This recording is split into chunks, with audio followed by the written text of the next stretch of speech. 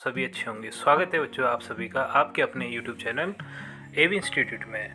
प्यारे बच्चों, आज करेंगे हम कक्षा 7 की हिंदी, जो आपको पुस्तक मिली हुई है बच्चों एडग्रेड अभ्यास पुस्तिका, उसका पाठ 6। इस पाठ का नाम है बच्चों राखी का मूल। इस पाठ के प्रश्नोत्तरों को हम हल करेंगे। बच्चों, जो इस पाठ का जो प्रश्न क्रमांक 1 है वो है हिंदू बेग कौन था। तो इसका उत्तर होगा हिंदू बेग हुमायूं का सेनापति था। तो यहाँ से आप देखकर लिख सकते हैं। दूसरा प्रश्न है बच्चों, रानी करमबती ने हुमायूं को राखी क्यों भेजी। तो इसका उत्तर होगा बच्चों, रानी करमबती ने हुमायूं को राखी पुराने बैर भुलाने के लिए भेजी। जो प्रश्न क्रमांक 3 है बच्चों इस पाठ का, वो है हम लोग सदियों से हंसते हंसते प्राण देते आए हैं, वाक्य में रेखांकित मुहावरे का अर्थ क्या है। तो यहाँ पर आप देख रहे हैं बच्चों, हमें एक मुहावरा दिया है हंसते हंसते प्राण देना। ये इस जगह पर दिया है बच्चों, इस जगह पर हंसते हंसते प्राण देना। तो इसका उत्तर, इस मुहावरे का बच्चों अर्थ होगा बलिदान हेतु तत्पर रहना। तो यहाँ से आप देखकर लिख सकते हैं बलिदान हेतु तत्पर रहना। बच्चों, जो इस पाठ का प्रश्न क्रमांक 4 है वो है रानी करमबती का पत्र पढ़कर हुमायूं की जगह आप होते तो क्या करते। तो इसका उत्तर होगा बच्चों, रानी करमबती का पत्र पढ़कर हम भी पुराने बैर भुला देते और भेजी हुई राखी का सम्मान करते। जिस प्रकार से हुमायूं ने किया था वैसा ही हम भी करते। कि उसने भी राखी का सम्मान किया था, हम भी राखी का सम्मान करते। अब करते हैं बच्चों इस पाठ के प्रश्न क्रमांक 5 को, जो है पाठ में योजक चिन्ह वाले शब्दों को छांट कर लिखिए। तो योजक चिन्ह क्या होता है बच्चों, जैसे ये आपको डैश वाला चिन्ह दिख रहा है ये, तो इसे हम क्या बोलते हैं, योजक चिन्ह। ये एक ही प्रकार के जब शब्द आते हैं तो उनके बीच में ये योजक चिन्ह लगाया जाता है। तो जैसा कि आप देख रहे हैं बच्चों, मैंने यहाँ पर कुछ योजक चिन्ह वाले शब्द लिख रखे हैं, तो आप यहाँ से देखकर लिख सकते हैं। जो पहला शब्द है हमारा योजक चिन्ह वाला वो है हंसते हंसते, दूसरा है दूर दूर, तीसरा है बैर भाव, तीसरा है बैर विरोध, और चौथा है पढ़ते पढ़ते, और पांचवा है छोटे छोटे। इस प्रकार से आप ये योजक चिन्ह वाले प्रश्नों को हल कर सकते हैं। बच्चों, अब हम इस पाठ के प्रश्न क्रमांक 6 को देख लेते हैं। वो है राखी वह शीतल प्रलेप है जो सारे घाव भर देती है, पंक्तियों का अर्थ अपने शब्दों में स्पष्ट कीजिए।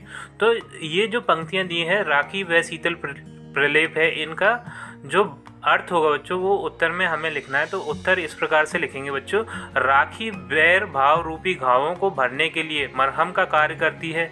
जिस प्रकार से कोई मरहम किसी घाव को भर देती है, उसी तरीके से जो राखी है वो बच्चों किसे बैर भाव रूपी घावों को भर देती है। आगे प्रश्न का उत्तर देखते हैं बच्चों, वो है राखी एक वरदान के समान है, इससे सारे बैर भाव जल जाते हैं। इस प्रकार से आप ये प्रश्न क्रमांक 6 हल कर सकते हैं।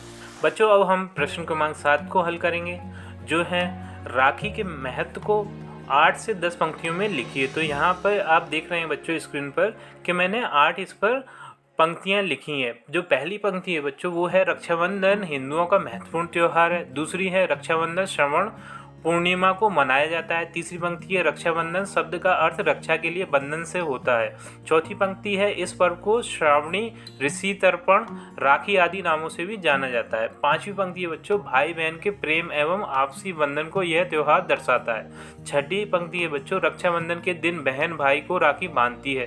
सातवीं पंक्ति है इस दिन भाई अपनी बहन की रक्षा की प्रतिज्ञा लेता है। आठवीं पंक्ति है कहीं कहीं इस दिन पेड़ों को राखी बांधने की परंपरा है। इस प्रकार से आप ये 8 पंक्तियां अपने प्रश्न क्रमांक 7 के उत्तर में लिख सकते हैं। बच्चों, अब हम इस पाठ के प्रश्न क्रमांक 8 को देख लेते हैं, जो है जहांपना ऐसे मग्न है महारानी करमबती ने क्या जादू पिटारा भेजा है, वाक्य में जहांपना कौन है।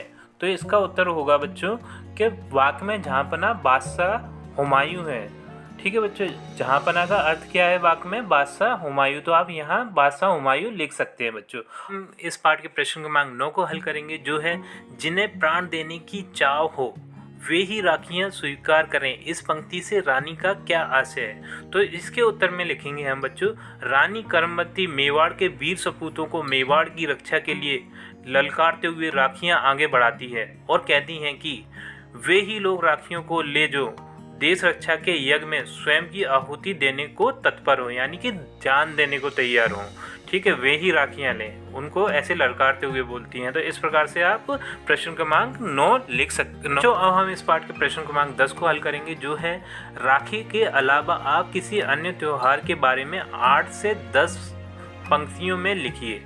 तो हमने क्या किया है बच्चों, इसके उत्तर में दीपावली के ऊपर 8 पंक्तियां लिखी हैं, जो कि आप स्क्रीन पर देख रहे हैं। जो पहली पंक्ति है बच्चों वो है दिवाली भारत के मुख्य त्योहारों में से एक है। दूसरी पंक्ति है यह लगातार 5 दिनों तक चलने वाला त्योहार है। तीसरी पंक्ति है दीपावली दशहरे के 20 दिनों बाद मनाई जाती है। चौथी पंक्ति है दिवाली प्रतिवर्ष कार्तिक महीने की अमावस्या को मनाई जाती है। पांचवी पंक्ति है इस दिन भगवान राम 14 वर्ष का वनवास पूर्ण करके अयोध्या लौटे थे।